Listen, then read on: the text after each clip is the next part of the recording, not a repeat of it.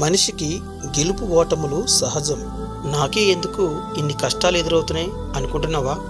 మిత్రమా, దేవుని కృప నీతో ఉన్నప్పుడు ఆ ఓటం తర్వాతే గెలుపు వస్తుంది. ఒక భక్తుడు ఏసేపు, అతనికి వచ్చిన కష్టం మరి ఎవరికీ ఉండకపోవచ్చు. అతని ఇంటివారే బాషరాన్ దేశానికి అతన్ని అమ్మేస్తారు. అమ్మివేసిన దేశంలోనే నమ్మకంగా పనిచేస్తూ జీవిస్తాడు. ఆ ప్రాంతంలోనే పాపం చేయుటకు అవకాశం వచ్చినా దూరంగా పారిపోతాడు.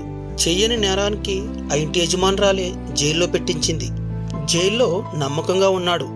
రేపటి జరగబోయే సంగతులు దేవుడు అతనికి చూపించాడు. దేశ ప్రధానే అతని సహాయం కోరి అతను విడుదల చేస్తాడు. అతడు ఆ దేశానికే మంత్రిగా ఉండి దేశ ప్రజలకు కరువు రాకుండా ధనధాన్యాన్ని సిద్ధపరుస్తాడు. చివరికి అమ్మివేసిన అన్నలే సహాయం కోరి అతని దగ్గరికి వస్తే ఆ కుటుంబాన్ని ఆదుకున్నాడు. మిత్రమా, ఈరోజు నువ్వు ఓడిపోవచ్చు. రేపు నీ జీవితంలో దేవుని కృపతో ఆశీర్వాదంగా ఉండబోతున్నావు.